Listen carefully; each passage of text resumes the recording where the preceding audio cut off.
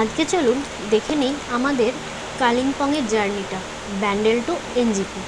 আমরা ব্যান্ডেল থেকে 12501 আপ আগরতলা গরিবরথ ট্রেনটি ধরেছিলাম, যেটি দেয় সাধারণত ব্যান্ডেলের 5 নম্বর প্ল্যাটফর্মে।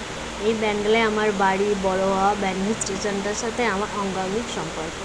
সে যাই হোক, সেসব পড়া কথা। আমাদের ট্রেনের টাইম ছিল রাত 10:45।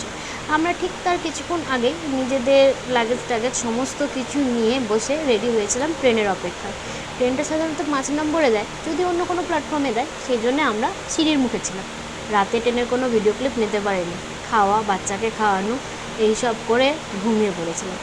পরের দিন সকালে উঠে এই যে জানলা খুলেই বাইরে দেখুন কি সুন্দর একটা দৃশ্য, মন ভরে গেল। আসলে ডোডো প্রথম এক্সপ্রেস ট্রেনে চাপছে, তো ট্রেনে উঠেও না একটু খিটখিট করছিলো।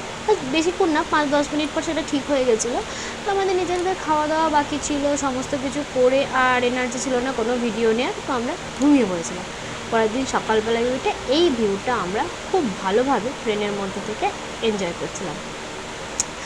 আমার তো ট্রেন জার্নি করতে বেশ ভালো লাগে, আপনাদের কার কেমন লাগে একটু বলবেন প্লিজ। বেশ রাত্রে ট্রেনে যাব, ভোরবেলায় উঠে ট্রেনে বসে চা খাবো, উফ, সেইটার মজাটাই যেন আলাদা। ট্রেন জার্নি আমার কাছে ভীষণ প্রিয়, ভীষণ প্রিয়। দেখুন ট্রেনের ভেতরে মোটামুটি সব প্যাসেঞ্জার আমরা উঠে পড়েছি, কারণ একটু পরেই এনজিপি ঢুকবে। এই করতে করতে আমার ছোট্ট ডোডোও উঠে পড়েছে, সেও একটা হাতে বিস্কুট নিয়ে খাচ্ছে আর বাইরের ভিউটাকে এনজয় করছে। তার প্রথম এক্সপ্রেস ট্রেনে চাপা বলে কথা।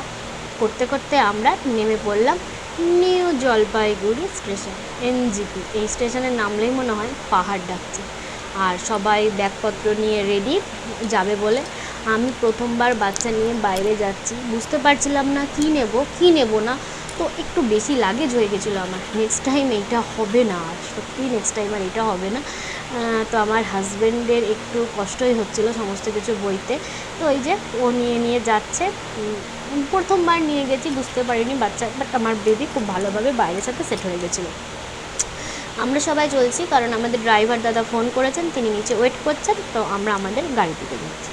গাড়িতে চেপে কিছু দূর আসার পর এই জায়গায় আমাদের গাড়ি দাঁড়িয়েছে, যেমন দাঁড়ায় প্রত্যেকের। আমরা এবার একটু ব্রেকফাস্ট করব, আর দূরে দেখা যাচ্ছে পাহাড়। আমার ডোডোও কিছু খাবে, তো খাইয়ে দিয়েছিলাম। এখানে মেনু সিলেকশান চলছে যে ব্রেকফাস্টে কী খাওয়া যায়। তো ব্রেকফাস্টে সবাই মিলে আমরা ঠিক করেছিলাম যে নেব রুটি আর মিক্সড ভেজ। এই যে আমাদের খাবার চলে এসছে, আমাদের ব্রেকফাস্ট।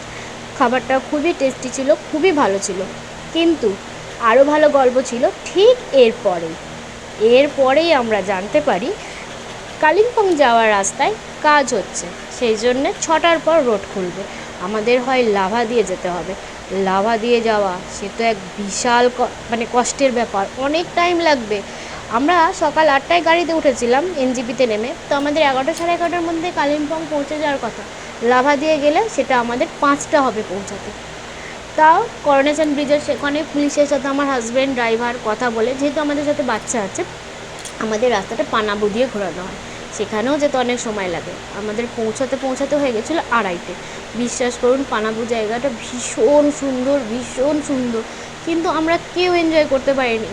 এতটা রাত্রে জার্নি, তারপরে গাড়ির এই ধকলটা নিতে পারিনি। আমার বাচ্চাটা একটু খিটখিট করছিলো, থাকতে চাইছিলো না, ঘুমাচ্ছিলো, কাঁদছিলো, একটু শরীরটাও ডিস্টার্ব করছিলো। বাট গাড়ি থেকে নেমেও আবার ফিট অ্যান্ড ফাইন হয়ে গেছিলো।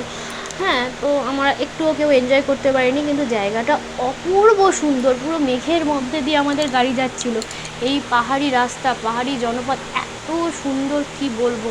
কিন্তু সেই দিনকে এই ভিউটা, এই পরিবেশটা এনজয় করার মতন অবস্থায় আমরা কেউ ছিলাম না। আমাদের মনে হচ্ছিলো কতক্ষণে আমাদের গাড়িটা আমাদের হোমস্টেতে গিয়ে পৌঁছাবে এবং আমরা একটু ফ্রেশ হব।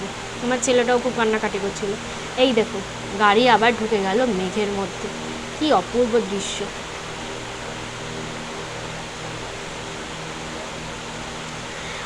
গাড়ি চলেছে পানাবুর রাস্তা দিয়ে, যেখানে 11:30টায় পৌঁছানোর কথা, পৌঁছাচ্ছে দিয়ে 2:30টায়।